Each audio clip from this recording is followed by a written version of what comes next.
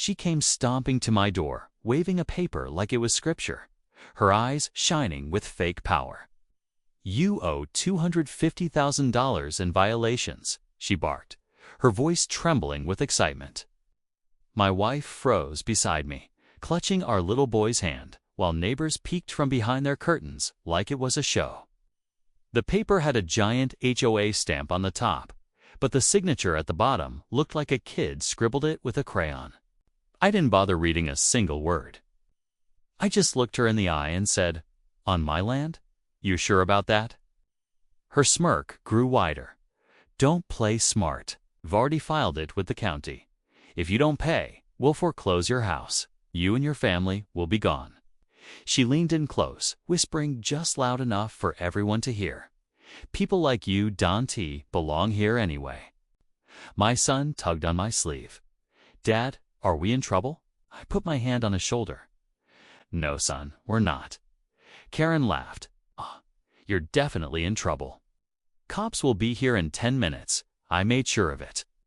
Then she strutted back to her SUV, walking like she already owned the whole street. What she didn't know, what nobody knew, was that every inch of this neighborhood, from the road under her car to the lawns everyone mowed on Saturdays, already belonged to me. I'd stayed quiet for years, watching the HOA bully veterans for their flags, find parents for kids' toys left outside, and threaten elderly couples over chipped fences. I never said a word, until today. As her taillights disappeared, I pulled a leather folder from my cabinet. Inside was the original deed signed decades ago. It showed not just my house, but the entire neighborhood block under my name. "They think they own me," I muttered, gripping the paper. "But they don't even own themselves." Then came the sirens. 2 squad cars rolled up, red and blue lights painting my driveway. Neighbors crowded the sidewalk like it was free entertainment.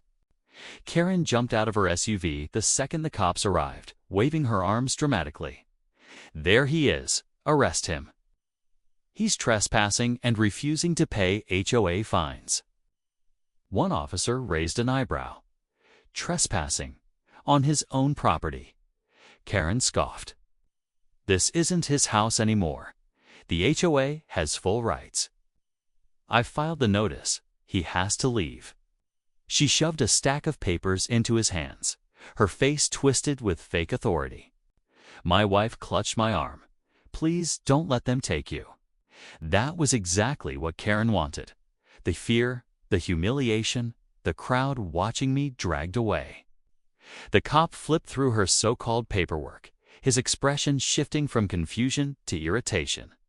Finally, he looked up. "Ma'am, this looks like something you typed in Microsoft Word." Karen gasped like he had insulted royalty. "Are you saying the HOA has no authority? Do you even know who I am?" That was my moment. I stepped forward and held up the brown folder. The crowd fell silent when they saw the old official seal stamped across the top. "You want to talk about ownership?" I said. "This neighborhood doesn't belong to the HOA. It belongs to me." Karen blinked, then burst out laughing. "You own this place." "Don't be ridiculous." I handed the deed to the officer. He read it carefully, his jaw tightening. Then he looked at me, then at her. "Ma'am, this deed lists him as the sole landowner. Roads, common areas, even your lot tits, all under his name."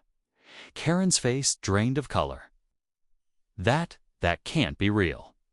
I leaned in, my voice cutting through the silence. "You find me $250,000 on land you don't even own. Right now, you're standing on my property." The neighbors gasped. Karen staggered back like the ground itself had betrayed her. The cops weren't looking at me anymore. They were looking at her. "This is a mistake," she stammered. "The HOA board will confirm everything. I'll call them right now." She dialed furiously, barking into her phone. "Get over here with the binders and the stamps, everything. This man is faking ownership." She hung up, smirking like reinforcements were on the way. Within minutes, 3 cars pulled up. Out stepped her so-called board members, Neighbors in cheap suits clutching plastic folders. A balding man cleared his throat. We, the HOA board, declared this man owes violations. He must leave immediately. The neighbors leaned closer. Some still believed them. Others weren't so sure anymore. I walked forward slowly. Interesting, because according to county records, none of you have any authority. You've been bluffing this entire time. Karen snapped, her face red. Shut up. We are the law here. That's when I pulled out my phone. With a single tap, I played a video. On the screen, Karen, just 2 nights ago, spray painting a violation notice onto a neighbor's fence. Then another clipper, threatening an elderly couple with eviction if they didn't pay. Gasps rippled through the crowd.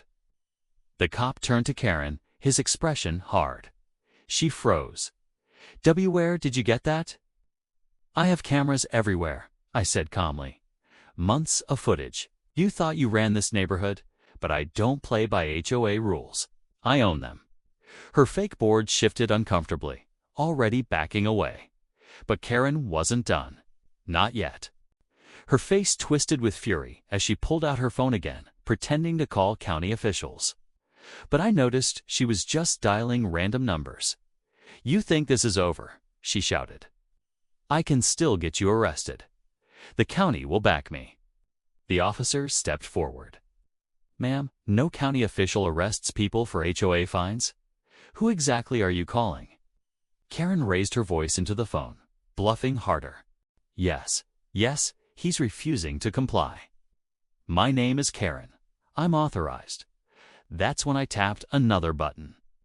Every hidden speaker in the neighborhood crackled to life, blasting her private call across the street for everyone to hear.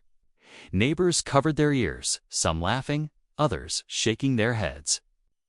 Karen spun around, panicked. What is this? Your lies, I said, holding up my phone. Broadcasted for everyone. The county never gave you authority. You just gave yourself away. Her so-called board whispered among themselves, terrified. Maybe we should leave, one muttered. But Karen lunged toward me, trying to snatch the phone. I stepped aside, letting her stumble straight into the officer's grip. Ma'am, He said firmly, snapping cuffs around her wrists. You're under investigation for impersonating an official and attempting to coerce citizens. Anything you say can and will be used against you. Karen froze, her arrogance crumbling at last. Her eyes darted to the neighbors, the cameras, the flashing lights, and finally to me. That's when the first crack of fear spread across her face, because in that moment she realized the truth. The queen of the HOA had just lost her kingdom.